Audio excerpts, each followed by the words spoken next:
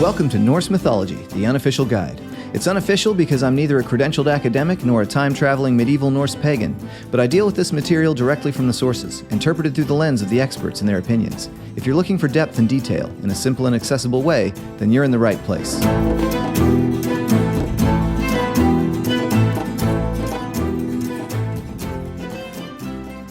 Wherthu heil humir, I hugum golvum, nu sonnerkommen, till salathina så ritwatum, af vegi longum, fylger honum hroders onskuti, winner verlida waelhraefn så. This is a particularly interesting stanza from the poem we'll be discussing today, in that it encapsulates a bunch of strange relationships between characters all in one place. It's spoken by a woman who might be either a goddess or a Jotun, to her husband, clearly a Jotun, encouraging him to be in a good mood because their son, the god Tyr, has brought his best buddy in this poem, Thor, who is also the most prolific Jotun killer of all time, over for a visit, as if that's somehow going to turn out well for him.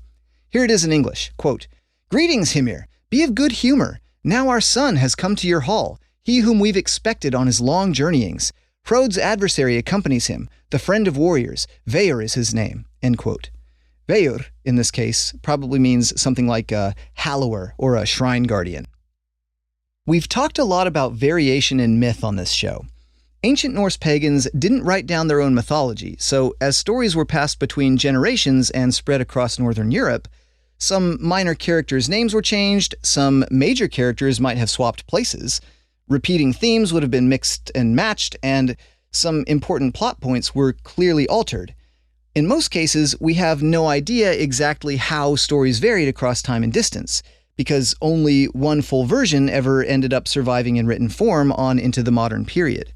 But we do have many hints that variation on these stories existed. For example, in the last episode, we noted how the character the Prose Edda calls Skrymir is referred to by the name Fjalar in Harbardsljóð, and in episode 8, we noted some discrepancies in the way Odin's theft of the mead is described between accounts in the Prose Edda and in Havamal. However, these are only hints. Neither Harbardsljóð nor Havamal provide full versions of the stories they reference. In that light, variation is perhaps nowhere more apparent than in the story of Thor's fishing trip with Hymir.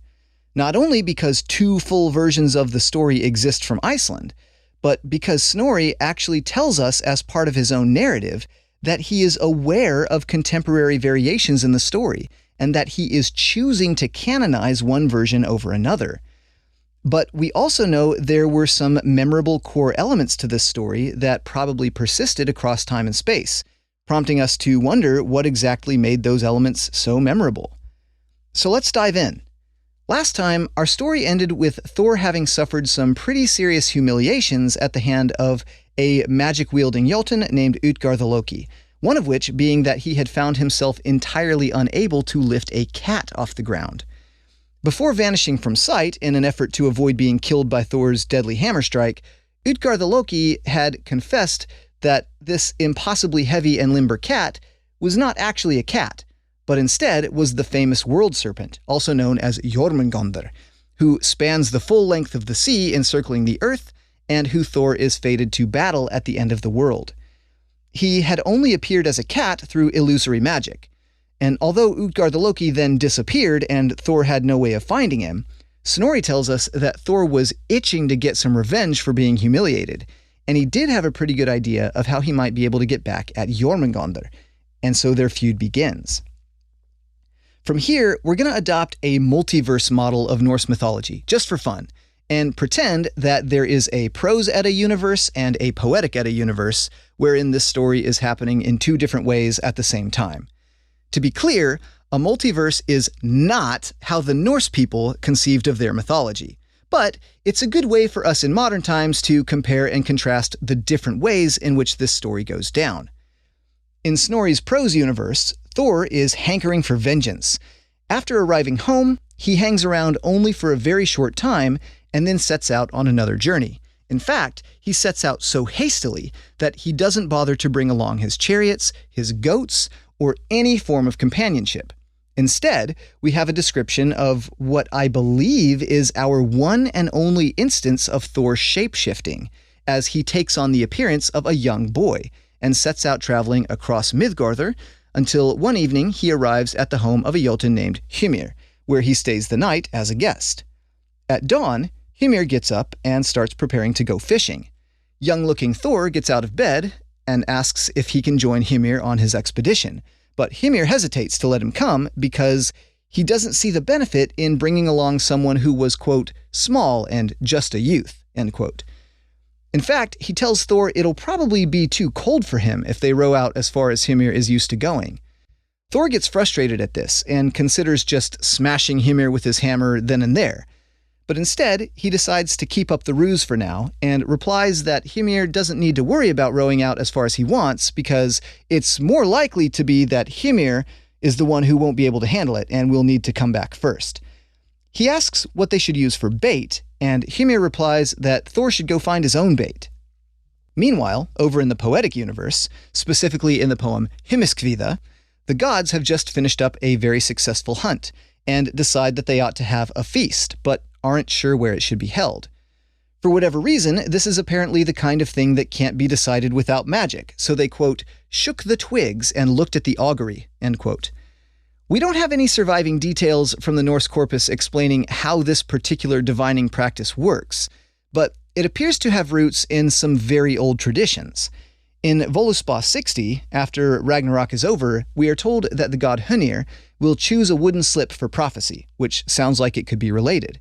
And both of these quick mentions sound like they could potentially be related to something Tacitus wrote hundreds of years earlier about Proto-Germanic Europeans. Quote, to the use of lots and auguries, they are addicted beyond all other nations. Their method of divination by lots is exceedingly simple. From a tree which bears fruit, they cut a twig and divide it into 2 small pieces. These they distinguish by so many several marks and throw them at random and without order upon a white garment. Then the priest of the community, if for the public the lots are consulted, or the father of a family, if about a private concern, after he has solemnly invoked the gods, with eyes lifted up to heaven, takes up every piece thrice, and, having done thus, forms a judgment according to the marks before made. End quote. It's tempting to think of these marks as runes, but to be clear, we are never told that these marks are actually runes. They may be, or they may not be. This, of course, is a third-party description of a practice going on hundreds of years before the Viking Age among non-Scandinavian Germanic people. But assuming there's some accuracy to it, it is very likely that the ancestors of the Norse, living a bit further north at the time, would have been doing something similar, given that a similar-sounding practice does show up here and there in our sources. But however this ritual is supposed to work in Hymiskvida, the decision is made that a feast should be held at the hall of a Jotun named Ægir, who is described here as a mountain dweller.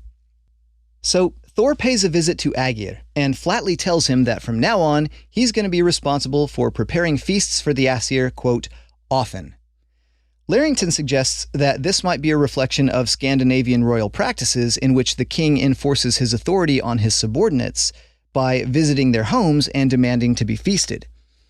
Ægir's relationship with the Æsir is interesting in that he apparently falls under the category of a Jotun, although he is married to a woman named Ran, who is listed by Snorri as a goddess. The two of them have 9 daughters that serve as a personification of the waves in the sea. And Snorri tells us that Ran owns a net that she uses to catch people who drown at sea and is thus responsible for their deaths. Her name in Old Norse means robbery. John Lindow often writes about the social dynamic between the Æsir and the Jotnar, and he typically brings up this idea that in almost all cases, Jotun women marry Æsir men, but not vice versa. He describes this as women marrying up, but the marriage between Ægir and Ran appears to be a pretty glaring exception to that rule, assuming these two characters have been categorized correctly. So it's a shame we don't have a surviving story explaining how that marriage came to be. Anyway, Ægir is annoyed by the new feast-holding responsibility that Thor has just laid upon him, so he tries to come up with a clever way out of it. He asks Thor to find him a cauldron big enough to brew all the ale he would need in order to serve all the gods. And at first, nobody is able to locate a cauldron this big, anywhere, until Tyr, who we are told here actually has a trustworthy friendship with Thor, privately tells him that he knows a place where a good cauldron can be obtained. To the east, at the sky's end, lives a Jotun named Hymir, he says, who is my father and a brave man. He owns a cauldron a league deep. This is a little bit interesting because Snorri at one point actually tells us that Tyr is the son of Odin. But here, Tyr is telling us that he is actually the son of the Jotun Hymir. So again, as always, contradictions abound. Thor is intrigued and suggests that the two of them make a visit to Hymir's home and try to get their hands on the cauldron by trickery. For whatever reason, he doesn't think it'll be a straightforward process. Up to this point, the story in the Poetic universe has been drastically different from the one in the Prose universe. Rather than being motivated to visit Hymir for revenge on the serpent Jormungandr and assuming the form of a young boy, Thor instead makes the trip alongside Tyr in search of a giant cauldron for brewing ale. But at this moment, our stories converge for the sake of sharing one tiny detail before drastically diverging again. Tyr and Thor stop off at the home of someone called Egil, where they leave Thor's goats for some unstated reason, before making the rest of the journey to Hymir's hall. So in both versions, Thor is without his goats when he arrives there. When Tyr and Thor reach Hymir's hall, they are greeted by Tyr's grandmother, who we are told is very ugly and has 900 heads, as well as by Tyr's mother, who is dressed all in gold and serves them some beer. However, she instructs them to hide under the cauldrons because Hymir is stingy and grumpy. Apparently, she doesn't want him to be surprised by unexpected guests. Sometime later, Hymir returns from hunting, and when he comes in, his beard is all frozen from the weather outside. In the Prose universe, we are also told that it was cold outside, but in an entirely different way. Tyr's mother greets her husband and informs him that their son Tyr has come to visit and is accompanied by Thor. But, she says, they're sitting over there by the cauldrons behind that pillar where you can't hurt them. To be fair, I'm injecting a little bit of my own interpretation into this scene. The actual words we have don't do a great job of explaining exactly what's going on here, but the whole thing seems to me to have a vibe where Hymir's wife is worried he's going to freak out at having these guests in his house and is trying to keep a handle on the situation. But as Hymir looks towards the pillar his wife mentioned, it suddenly bursts in two, causing 8 kettles to be smashed and a cauldron to fall from a peg upon which it was secured. And from the debris, out strides Thor, who, let's be honest, is not typically the type of person to hide from danger. I imagine him sort of like the Kool-Aid Man here, dramatically entering the scene by bursting through the wall with a triumphant, "Oh yeah!" The poet tells us that Hymir's mind doesn't speak encouragingly to him when he saw, quote, his enemy walking across the floor.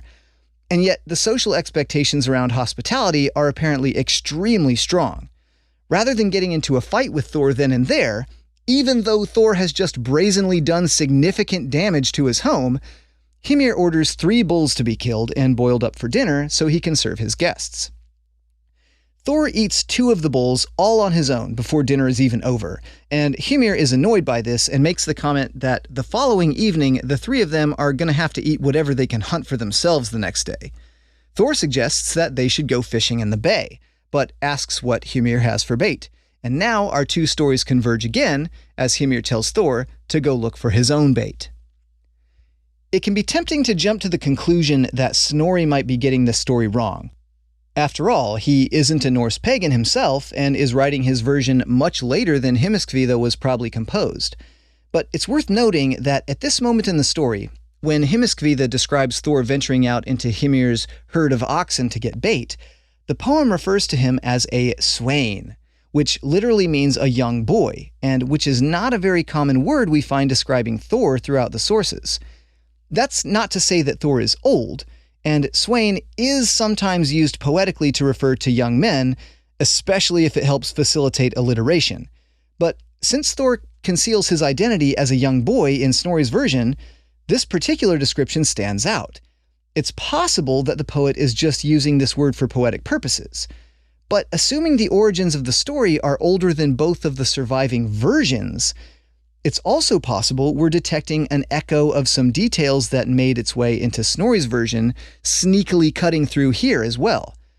Either way, it's important to remember that different versions of a myth don't require us to make a decision about which version is right or wrong. Different versions would have been in circulation during the pagan period, and would have all been equally valid tellings of a story.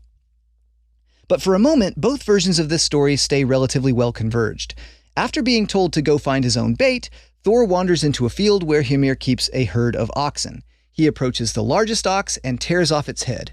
In the Poetic universe, Hymir voices his displeasure at this, and then in both versions, Hymir and Thor set out to sea.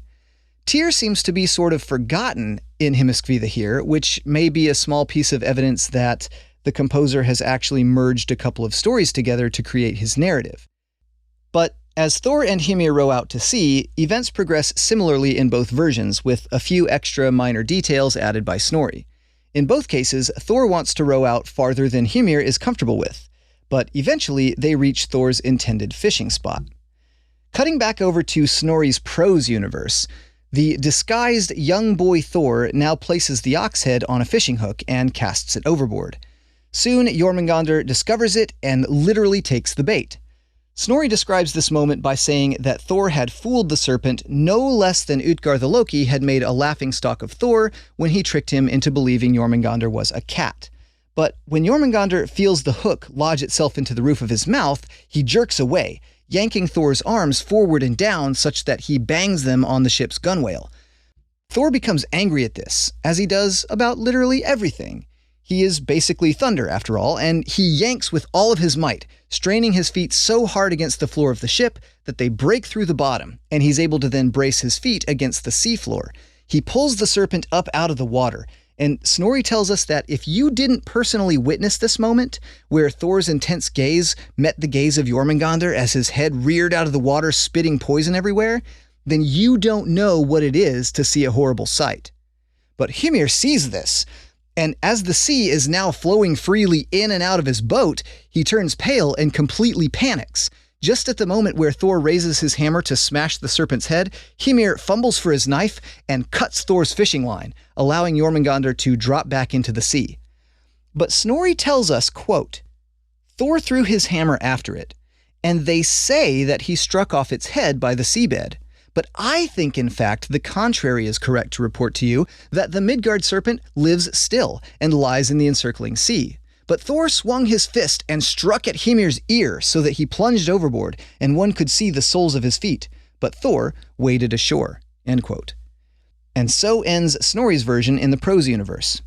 As I mentioned earlier, what's so fascinating about the way Snorri ends this story is that he tells us flat out that they say Thor struck off Jormungandr's head, and yet he's decided this version of events must not be correct.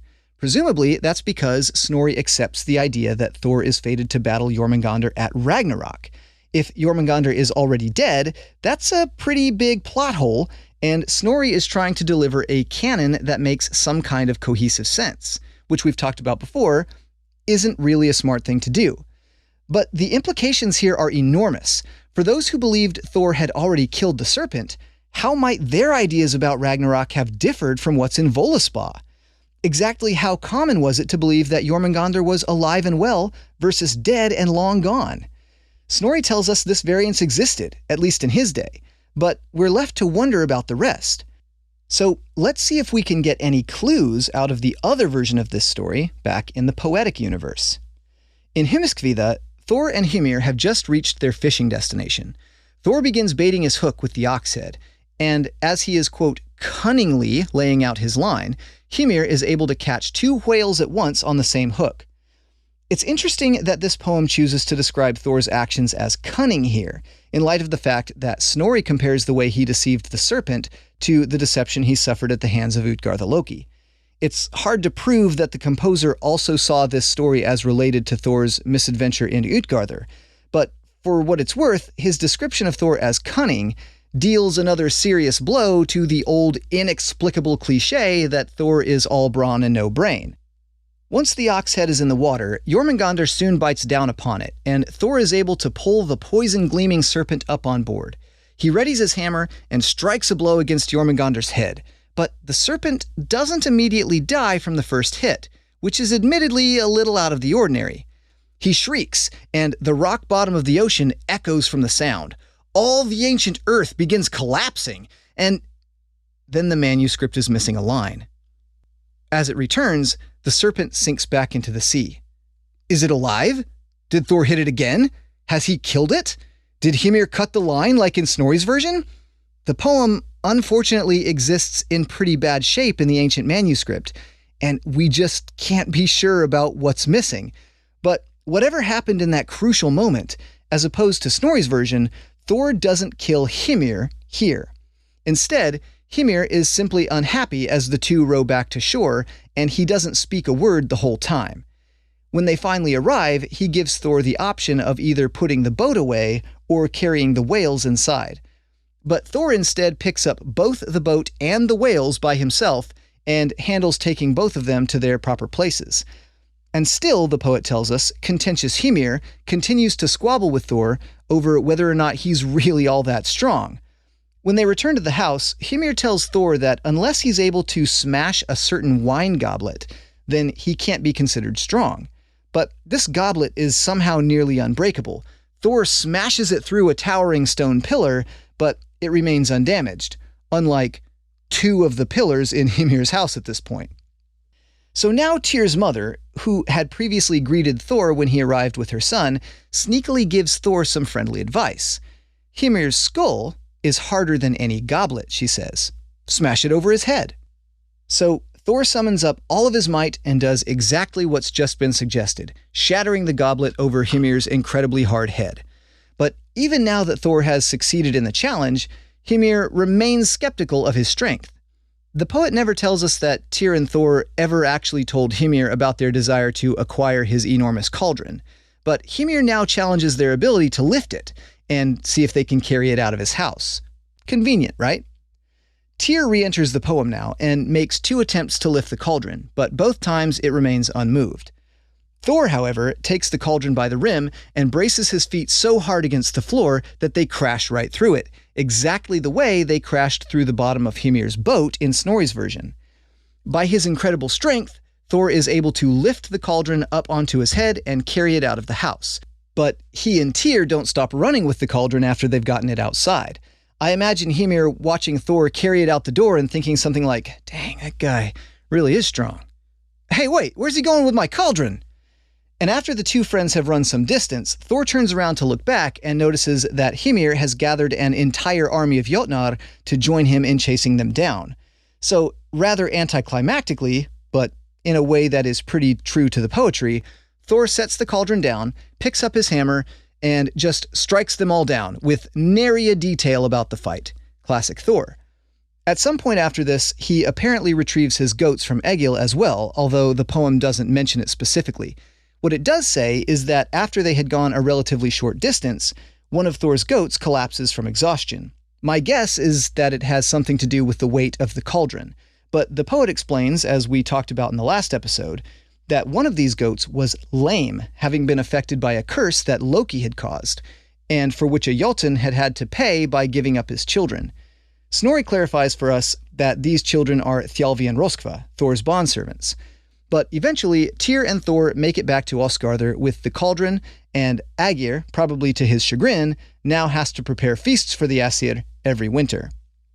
One thing that always fascinates me about this poem is Tyr's relationship to the Aesir versus his relationship to the Jotnar. Like many of the gods, including both Odin and Thor, Tyr has at least one Jotun parent, Hymir, who he is willing to steal a cauldron from, but for whatever reason does not want the entire company of the Aesir to know about this. If both of his parents are Jotnar, then it is highly mysterious how he ever came to be numbered among the Aesir. With regard to his mother, we are never given her name, but we are told that she dresses all in gold and has, quote, shining brows. She is also called a, quote, beautiful beloved lady, and is friendly to Thor from the very beginning, giving him advice on how to pull one over on her husband. Jotun women, of course, are attested as beautiful every once in a while. They're not a different species from the gods. But her friendliness towards Thor and her association with gold, in my opinion, might hint at the idea that she might actually come from the Aesir clan, which, if true, is another exception to Lindow's theory that women only flow in one direction, from Jotnar to Aesir in the mythology. So, which version of the story do you like better? The one where Thor disguises himself as a child and goes in search of revenge on the world serpent for having humiliated him at the home of Utgarda-Loki? Or the one where he and Tyr are BFFs who make a journey to Tyr's parents' house in search of a giant cauldron? There's no way to know which version was more popular, or whether 100 others existed, but it's worth noting that the common elements of this story were apparently wildly popular in ancient times, as there are actually a few ancient stones from various places in Northern Europe with scenes from this story carved into them. Well, technically one of them is a decorative cross from England, but you get the idea. The Hurdum stone from Denmark, for example, which is dated from the 8th to 11th century, depicts a character that is apparently Thor holding a fishing line with his foot sticking out the bottom of a boat. Likewise, the Altuna stone from 11th century Sweden also depicts Thor in a boat with his foot sticking out the bottom, but this depiction also puts a hammer in his hand and a sea serpent at the end of his fishing line. It's been asserted that the Swedish Ardris stone, number 8, also depicts Thor's fishing trip, but honestly, I have trouble seeing it when I look at it. And then, as I mentioned, there's the Gosforth cross that depicts two figures in a boat. One is holding a hammer in one hand and a fishing line in the other, with what is clearly an ox head at the end of the line, being approached by a sea serpent. The other figure in the boat is holding what looks like an axe and is presumably Hymir, possibly preparing to cut the fishing line. There is no foot sticking out the bottom of the boat in this one, though. The Gosforth Cross is a fascinating monument from the 10th century, originating in a part of England that saw an influx of Norse settlers right around that time. It's carved with symbols from both Christianity and Norse mythology, illustrating the fact that these two traditions weren't always violently clashing. What's interesting to me is that two of these carvings feature Thor's foot sticking out the bottom of the boat, which is actually a feature of Snorri's version of the story that we don't get in Hymiskvida. As I've said plenty of times before, Snorri really does seem to be doing his best to deliver an accurate account of mythology. But it's fantastic that we have preserved two separate versions of this story, because it helps us understand the realities of how the mythology morphed and changed over time. In these two versions, we see a few elements that are consistent and relatively the same, but we also see some really stark differences. Yet even in those differences, sometimes we might be able to detect faint echoes of commonality, as well as some repeated themes from other stories. Thor's feet go through the floor of Hymir's boat in one version, but through the floor of his house in the other. Snorri tells us Thor shapeshifts into a youth, and Hymiskvida at one point refers to him with a word that means young boy. Both versions are also set in winter, and in both versions, Thor arrives at Hymir's hall without his goats. Snorri directly ties this story into events that took place at Utgarda-Loki's castle, and although the composer of Hymiskvida is not so direct, it is fascinating that he does just so happen to make mention of an event that took place at the beginning of Snorri's Utgarda-Loki story. We also start to see here a repeated theme where women in Jotunheimr are prone to giving Thor aid and advice for whatever reason. Tyr's mother does it here in Hymiskvida, and the Jotun woman Gríðr does it in the story where Thor kills Geirröðr with an iron ingot. More amazingly, both versions of this story have managed to introduce some ambiguity around whether or not Thor actually killed Jormungandr. But of course, this is just a coincidence caused by an aging manuscript. Right? Join me next time as the events start to take a turn for the worse, and Ragnarok suddenly begins to loom heavy on the horizon, on Norse Mythology, the Unofficial Guide. Sources for this episode include Germania by Publius Cornelius Tacitus, 1st century. Norse Mythology, A Guide to the Gods, Heroes, Rituals, and Beliefs by John Lindow, 2001. The Poetic Edda, translated by Carolyne Larrington, 2014. And the Prose Edda, translated by Anthony Faulkes, 1995.